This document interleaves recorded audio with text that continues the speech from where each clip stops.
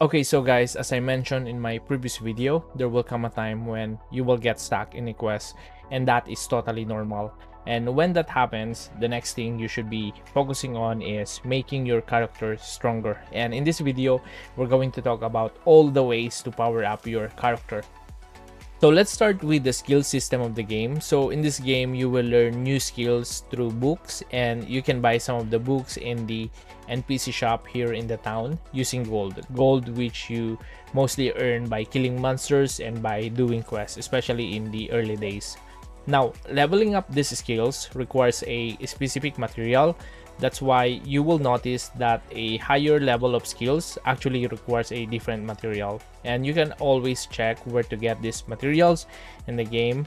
And usually it's from the NPC shop or by grinding dungeons. And speaking of dungeons, you can actually have 1 hour per day to choose which dungeon you want to farm.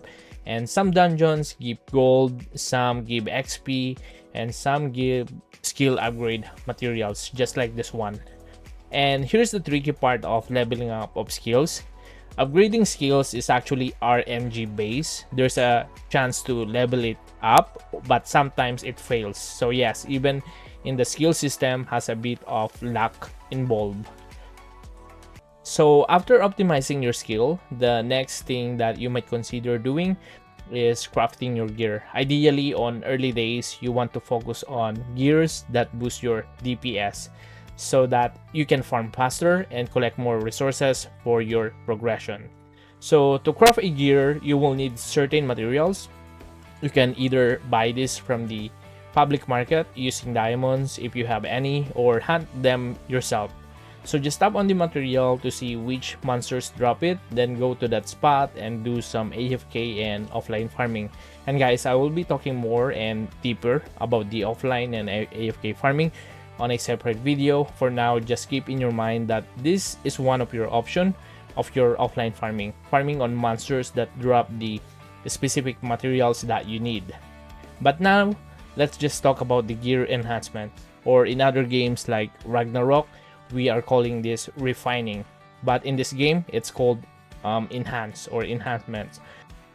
So here in this game, you can actually safely enhance a gear up to +5, and then after that there's a chance of failure, and sometimes if you are super unlucky, your gear might break and disappear, like literally gone. And also take note, guys, that some gears can only be enhanced safely to +1, so always check the message here before enhancing a gear. But anyway, guys, when I am creating a over-up gears, I usually craft a multiple copies of the same gear. So let's say 10 pieces of this, then I will enhance all of this to +5, and then after that I will attempt to +6 upgrades. Some will break, of course, and some will succeed. Then I will take the successful ones and try for +7 until I get a few solid over upgraded gears. So that's how I usually do it, not just in this game but in almost all of the MMO games that I am playing.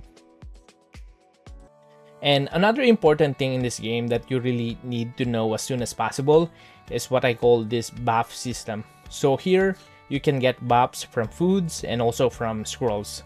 So for example, here are some food items that I have. When I use them, I get these extra stats, and if I want to auto use these food buffs, I just drag the icon down and you will see a glowing effect.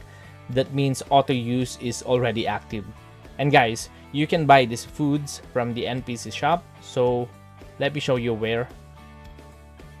Okay, so guys, this is the shop where you can get them, so make sure that you are buying food buffs here. And also you can get buffs from scrolls. I got mine as a server freebie, but you can also get this from monsters or from the shop. So yeah, guys, always take advantage of this kind of system.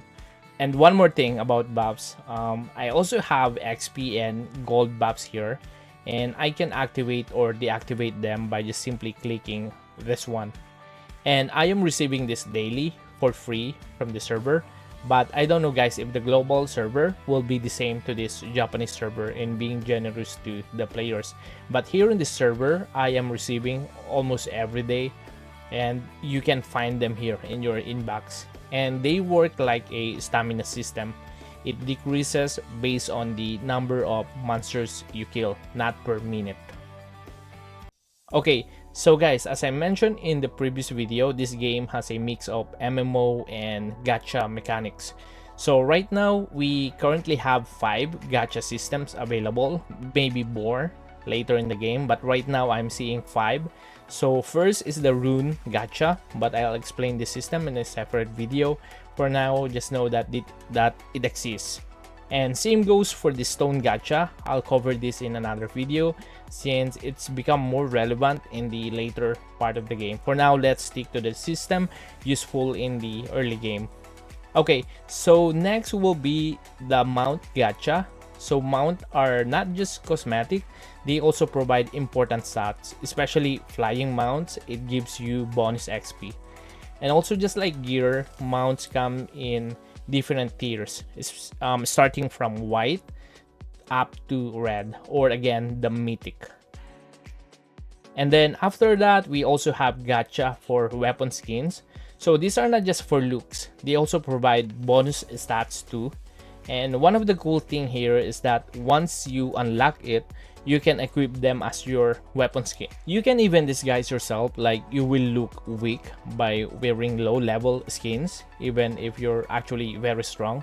And I think that's a fun surprise mechanic when fighting other players, right? And last one is the avatar system. I already talked about this in a previous video, but here's a quick summary. Avatars also come in different tiers and they provide additional stats, and what I love with avatars is once you unlock it, you can use any avatar as your skin. So right now I'm using a low tier skin even though I already have a stronger avatar equipped. So just imagine like dealing huge damage while looking like a noob and new player, and I think that would be fun. And I know guys that the gacha part of this game might seem expensive, but if you're patient enough, you really don't need to spend too much. You can buy gacha tickets daily from the shop using gold, which is our in-game currency. And as you level up, you will get even more free tickets. Okay, so guys, since you're still watching up to this point, here's a bonus tip that I can give. So I'll talk about this treasure hunting. So on this map, there are actually treasure spots that will give you gacha tickets when you open them. And these are one time only. So make sure you grab them early in your journey. I'll flash the location on the screen. So just take a screenshot or save this video and revisit this part of this video later so that you can start your treasure hunt as early as you have access on the map. And hopefully you get lucky in your gacha pools. But anyway, that's all for today, and thank you very much for watching. And if you find this video helpful, I really appreciate your quick like to this video. And guys, in my next video, I'll be sharing my simple daily routine in this game so that you can see for yourself if this game is time consuming or if this is a game that even busy players can enjoy. So yeah, see you in the next one.